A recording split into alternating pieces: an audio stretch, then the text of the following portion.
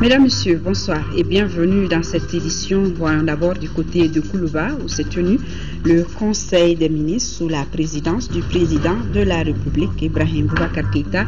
Avec moi dans ce studio, Nyanya Lou Traoré. Nyanya, bonsoir. Bonsoir, Aïsta Ibrahim Maïga.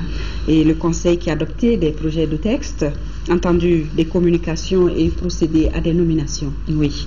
Bonsoir à tous. Au chapitre des mesures législatives sur présentation du ministre de l'Intérieur et de la Sécurité, le ministre a adopté un projet de loi modifiant la loi relative aux questions électorales, notamment en ce qui concerne l'élection des maires de cercles et conseils régionaux et du conseil du district de Bamako. La mise en œuvre de ces recommandations nécessite la modification de la loi électorale du 4 septembre 2006. Le présent projet de loi, il introduit des innovations, notamment l'élargissement des attributions de la Commission électorale nationale indépendante CENI et des services techniques chargés des élections pour la prise en compte de l'élection des conseillers régionaux et de ceux du district de Bamako. L'élection de la région et du district de Bamako en circonscription électorale pour l'élection des conseillers régionaux et des conseillers du district de Bamako.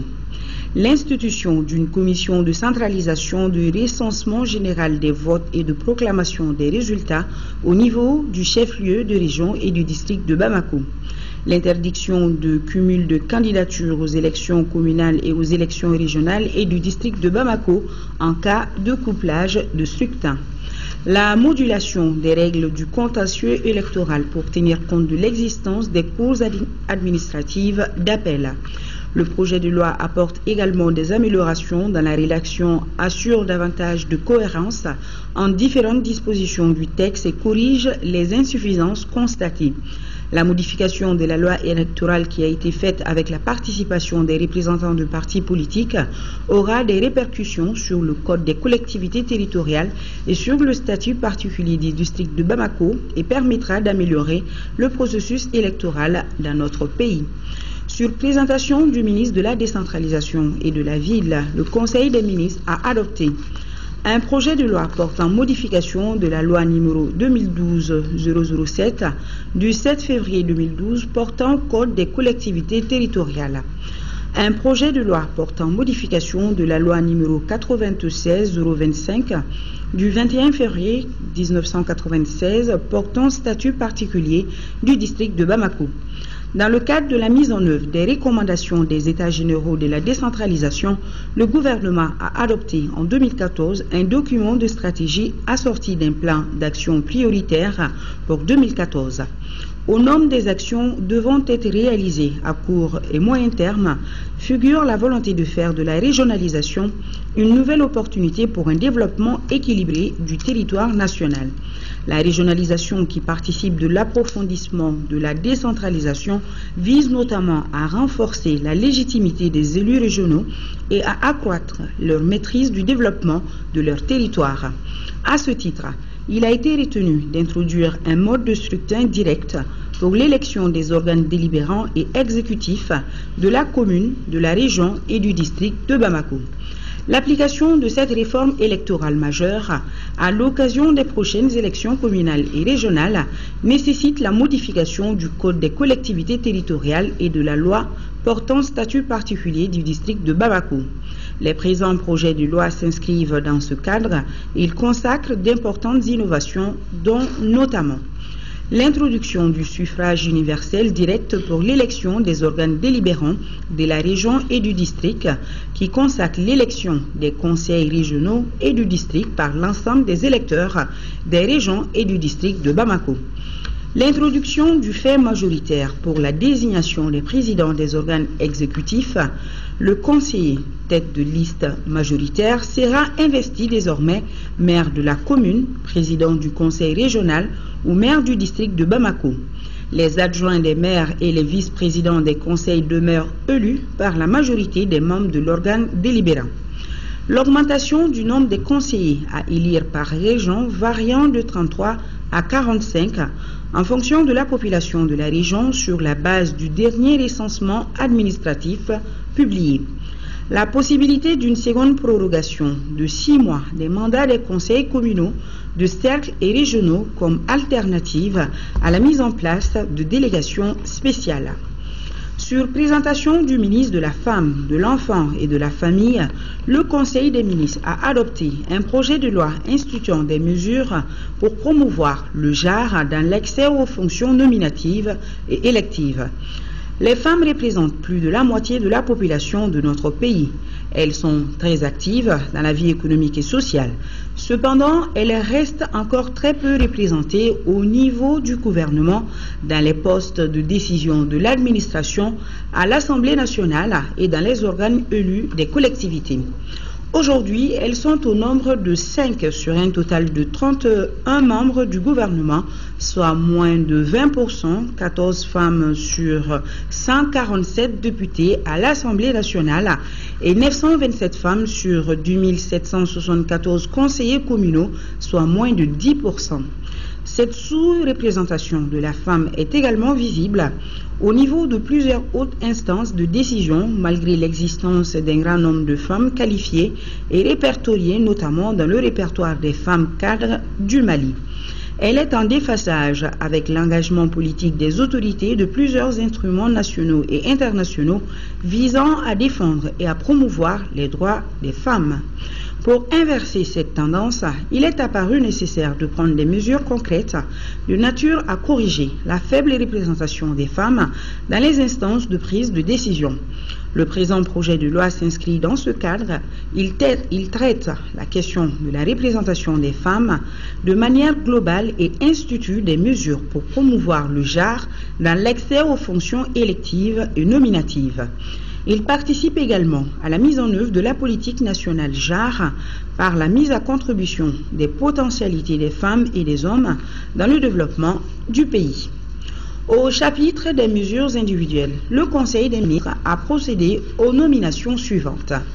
Au titre du ministère de l'Environnement, de l'Eau et de l'Assainissement, directeur général de l'Agence nationale du bassin du fleuve Niger, Abdourahmane Oumarou Touré, ingénieur d'agriculture et du génie rural. Au titre du ministère de l'Industrie et de la Promotion des investissements, chargé de mission, Anguine Marie Moussokoro Sadé, économiste, politologue. Au titre du ministère des Maliens de l'extérieur, chargé de mission, Salifou Sidibé, économiste, gestionnaire. Au chapitre des communications, au titre du ministère des Affaires étrangères, de l'intégration africaine et de la coopération internationale, le Conseil des ministres a attendu une communication relative aux résultats de la mission sur les pourparlers d'Alger du 14 au 25 juillet 2014. Les pourparlers intermaliens ont été engagés le mercredi 16 juillet 2014 sous l'égide de la médiation menée par l'Algérie en qualité de chef de file avec une équipe composée des médiateurs de l'Organisation des Nations Unies, ONU, de l'Union africaine UA, de la Communauté des États de l'Afrique de l'Ouest, CEDEAO, de l'Organisation de la coopération islamique, OCI, de l'Union européenne, UE, ainsi que de 4 pays du Sahel membres du G5, en l'occurrence le Burkina Faso, la Mauritanie, le Niger et le Tchad. La délégation gouvernementale était conduite par Abdoulaye Diop, ministre des Affaires étrangères, de l'intégration africaine et de la coopération internationale. À l'issue des débats qui se sont déroulés du 16 juillet au 24 juillet 2014, les parties ont signé 2 documents importants pour la poursuite des pourparlers, la déclaration de cessation des hostilités et la feuille de route des négociations dans le cadre du processus d'Alger. La déclaration de cessation des hostilités souligne la préoccupation de toutes les parties concernant la dégradation de la situation sécuritaire et humanitaire sur le terrain, ainsi que la nécessité de créer un climat de confiance indispensable au bon déroulement du processus de paix. La feuille de route des négociations énonce les principes généraux, les références de base, les dispositifs du cadre global des négociations ainsi que le chronogramme. L'ensemble du processus des négociations sera couronné par une cérémonie solennelle de signature de l'accord de paix global et définitif sur le territoire malien. Au titre du ministère de la Planification, de l'Aménagement du territoire et de la population, le Conseil des ministres a examiné une communication relative au schéma directeur de la statistique 2015-2019. Le schéma directeur de la statistique a été adopté par le gouvernement en 2006, assorti d'un plan d'action pour répondre aux besoins en information statistique de qualité. L'objectif étant de doter le pays d'un système statistique national performant, capable de produire des données fiables et à jour, répondant aux besoins des acteurs de la vie économique et sociale. La mise en œuvre du plan d'action 2006-2010, dont l'horizon a été prorogé à 2012, a permis d'enregistrer des améliorations en matière de coordination du système statistique national, des réformes institutionnelles, de couverture des besoins en information statistique de qualité, d'accès des données statistiques. Malgré ces acquis, le système statistique national reste confronté à une insuffisance de ressources humaines sur le double plan quantitatif et qualitatif, à des difficultés de mobilisation des ressources financières pour les grandes opérations et à l'insuffisance de coordination des activités statistiques au niveau sectoriel. Pour remédier à ces faiblesses, il a été recommandé en 2011 l'élaboration des nouveaux schémas directeurs de la statistique suivant un processus participatif impliquant tous les acteurs du système statistique national, y compris les partenaires techniques et financiers. Le schéma directeur de la statistique 2015-2019, objet de la présente communication, a été élaboré dans ce cadre. Son plan d'action couvrant la période 2015-2019 est articulé autour de 4 axes stratégiques, à savoir l'amélioration de la gestion du système statistique national, le renforcement des capacités du système statistique national, l'amélioration de la production statistique et le développement de l'analyse, l'amélioration de la diffusion et promotion de l'utilisation des données statistiques. La mise en œuvre du plan d'action du schéma directeur de la statistique 2015-2019 va coûter 70 milliards 8 millions de francs CFA environ. Voilà ce qu'on pouvait retenir de ce conseil des ministres.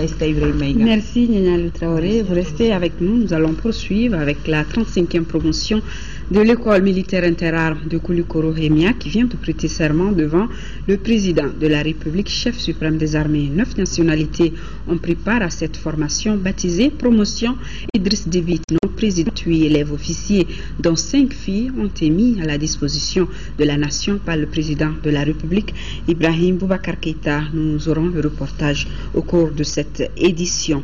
Et ce message de vœu du président de la République à Sa Majesté Mohamed VI, roi du Maroc, à l'occasion de la fête du trône. Il m'est particulièrement agréable d'adresser à votre Majesté ainsi qu'au peuple frère marocain, au nom du peuple du Mali, de son gouvernement et à mon nom propre, mes très vives et chaleureuses félicitations.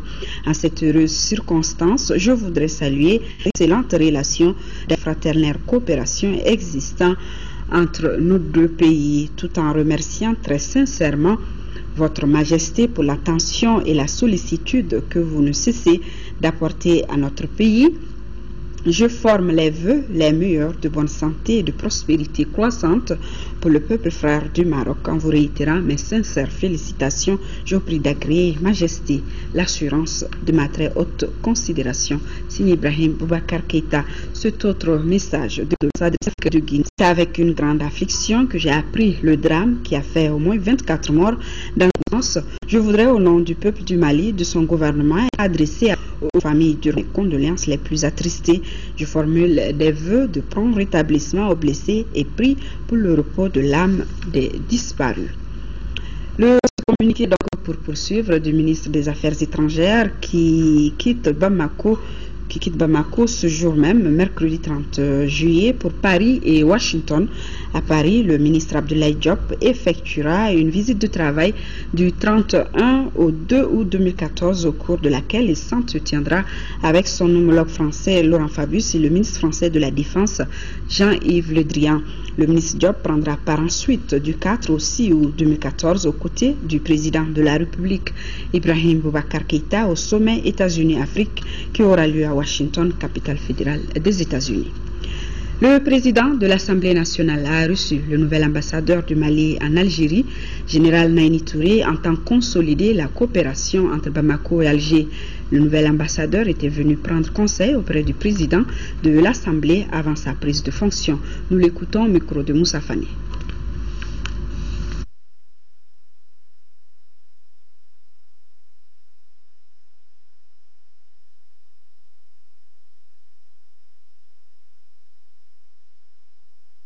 J'étais venu voir le président de l'Assemblée nationale et comme vous le savez, il est de pratique convenue que quand quelqu'un est nommé ambassadeur dans un pays ami et frère, qu'il fasse le tour de toutes les institutions du Mali pour se présenter et prendre les conseils utiles et toutes les informations pour la conduite de sa mission.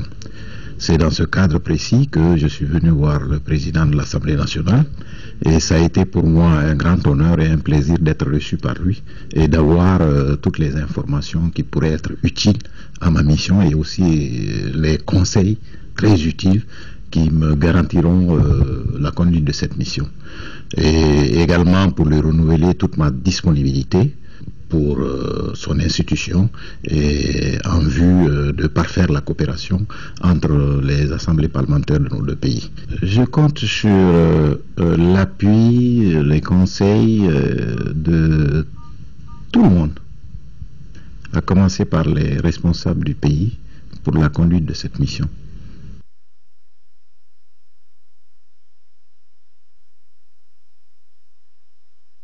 La 35e promotion de l'école militaire interarmes de Koulikoro EMIA vient donc de prêter serment. C'était cet après-midi devant le président de la République, chef suprême des armées. 9 nationalités, je vous le disais, ont pris part à cette formation baptisée Promotion Idriss Déby, président du Tchad. Le compte rendu de Garibou Pérou.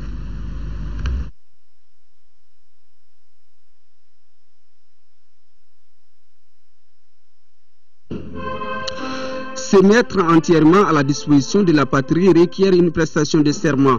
La 35e promotion de l'école militaire interarmes de Koulikoro, baptisée Idriss Déby, président du Tchad, vient de respecter cette tradition. Excellence, Monsieur le Président de la République, chef suprême des armées, la promotion Idriss Déby Itno de l'école militaire interarmes est composée de 38 officiers, dont 5 personnels féminins de 8 nationalités, à savoir le Bénin, le Burkina Faso, la Centrafrique, le Gabon, la Guinée, le Mali, le Niger, le Togo et le Sénégal. Ici présents, 25 nationaux et 1 centrafricain. Les autres officiers des pays amis ont rejoint leur foyer. Cette promotion, qui porte le nom d'un homme de valeur militaire jamais démenti, a prêté le serment devant le président de la République, chef suprême des armées Ibrahim Boubacar Keïta.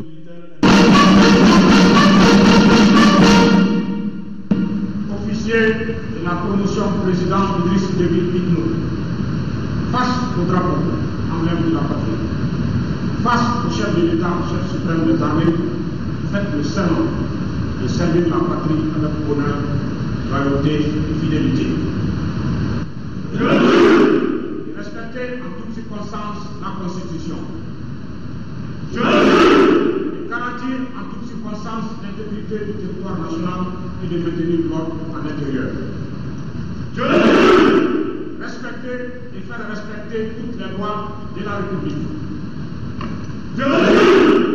Donner en tout temps et en toutes circonstances un exemple de patriotisme et de dévouement au bien public.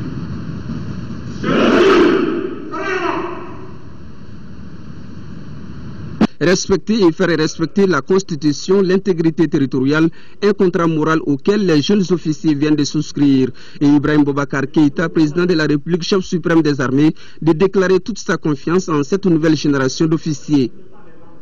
Vous venez de prêter serment Un serment solennel qui fait désormais de vous des hommes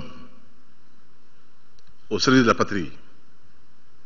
Vous avez choisi un nom de baptême qui vous fait désormais obligation d'excellence. Car le président Idriss Déby Itno est un grand guerrier Zagawa dont le parcours, d'abord scolaire, universitaire, militaire, est un exemple. Son cursus honorum, son parcours d'honneur est un modèle, un exemple que vous avez librement choisi comme modèle. Désormais, vous devrez vous surpasser chaque jour, au quotidien, dans toutes les tâches, toutes les missions qui vous seront confiées. Vu le résultat que vous avez obtenu, qui fait de vous aujourd'hui des officiers fiers, debout et dignes, je ne saurais douter un instant, un seul instant, que le serment que vous avez tenu ici aujourd'hui sera honoré. En vous renvoyant à vos devoirs, à vos missions, le chef suprême des forces armées maliennes que je suis voudrait vous dire toute sa confiance, toute sa fierté. Vous êtes les préludes d'une armée retrouvée, fière, debout et digne, dans la tradition d'un général Abdoulaye Soumaré, d'un colonel Sékou Traoré, et pourquoi pas du général Moussa Traoré. Soyez fiers de votre choix de l'arme. C'est dans la patrie l'une des missions, sinon la mission la plus haute. Celle qui vous demandera le plus de sacrifices, de dons de vous. Mais vous en serez dignes. Jeunes gens, à vos devoirs. À tous vos devoirs, il s'agit des comportements exemplaires, notamment le surpassement de soi dans toutes les missions. Une séance de photos avec le président de la République, chef suprême des armées, a mis fin à cette cérémonie solennelle de prestation de serment de la 35e promotion de l'école militaire interarmes de Koulikoro. La femme scientifique peut s'épanouir tout en contribuant au développement socio-économique. Cependant, le préalable est la formation. C'est pour cela que enseignants et femmes scientifiques jugent pertinent le thème de la panafricaine des femmes cette année. Le dossier s'est signé Moïse Traoré. Le taux d'analphabétisme des femmes en Afrique subsaharienne est d'environ 70%. La pauvreté, les pesanteurs socioculturelles et les attitudes différentielles de certains parents et enseignants font partie des causes de la sous-représentativité des filles dans les filières scientifiques. Les objectifs du millénaire pour le développement œuvrent pour un renversement de tendance à l'horizon 2015. À l'évaluation, on trouve qu'il y a le fossé est encore grand entre les filles et les garçons. Donc on dit de renforcer le débat autour de la problématique de l'éducation. En 1999, les femmes représentaient 3,5% des ingénieurs et 11,3% des techniciennes au Mali. La science et les techniques sont liées à la vie. Ça fait partie de notre vie quotidienne. Tout ce que nous faisons comme activité, même aujourd'hui parler à la télé, ça fait partie de la science. Parler au téléphone, ça fait partie de la science. Il faut démystifier pour faciliter. Les établissements de formation technique et professionnelle reçoivent de plus en plus de jeunes filles. Dans les différentes classes, c'était les garçons qui tenaient les premiers rôles, c'est-à-dire les premiers des classes. Aujourd'hui, dans plusieurs de nos classes, vous constaterez que ce sont les filles qui sont les premières des classes. Et donc la tendance est en train de se renverser. J'ai choisi les sciences parce que la profession que je vais exercer, la médecine, ne peut pas se faire sans l'appui des sciences. Âgée de 18 ans, Mariam Bengali vient d'obtenir le baccalauréat en série sciences expérimentales. Au début, j'avais peur, mais les gens m'ont encouragé d'aller faire les sciences parce que c'est une bonne matière. Les mathématiques, c'est un peu difficile, mais en faisant des exercices, on peut s'en sortir. Bon, j'aimerais être ingénieur de la télécommunication. Autant dans le public qu'au privé, la scientifique peut s'épanouir et contribuer au développement. J'ai voulu vraiment travailler dedans, évoluer dedans et pouvoir former d'autres qui auront l'opportunité d'aller plus loin que moi. Je ne peux pas dire que j'ai été bloquée, peut-être un peu au début, mais finalement, Dieu merci, là où je suis, je peux dire que je souhaiterais que tous les autres collègues bénéficient des mêmes opportunités. Quand tu fais de l'agriculture, les domaines d'activité sont vraiment immenses, ils sont énormes, ils sont diversifiés. Notre fonction vraiment a de l'avenir et ça permet à l'homme vraiment de gagner son pain. Le thème de la panafricaine 2014 est « Rôle des femmes et des filles dans l'éducation, les sciences et les nouvelles technologies en vue d'une Afrique émergente ». Étant donné que les femmes sont dans tous les domaines du développement, donc les sciences, les technologies sont devenues vraiment des outils incontournables, des connaissances incontournables pour le bien-être même de la femme, le bien-être de la société. Il y a certaines dispositions que nous avons recommandées. D'abord, revoir le curricula, prendre en compte la participation des filles. Et il faut aussi former les enseignants. Les équations relatives à la femme s'inscrivent dans le cadre d'une problématique de développement, une question de société à prendre à bras le corps. Nous vous en parlions hier soir, le ministère des Sports rend hommage aux anciennes figures qui ont marqué l'histoire du sport au Mali, et cela en prélude aux deux finales de la Coupe du Mali de football qui se joueront demain, entre une première finale qui est donc féminine entre l'AS Mandé de la commune 6 et l'AS de la commune 4 et l'AS Réal, et l'autre finale masculine qui opposera le 11 créateur de Nyarela au Djoliba AC. Bien, la soirée dédiée aux figures sportives de notre pays se tient en ce moment même. C'est donc un dîner gala, nous signale-t-on, qui se tient en ce moment même au centre des conférences de Bamako. Nous allons retrouver directement Khalifa Nama Traoré. M. Mamadou Libo Diarra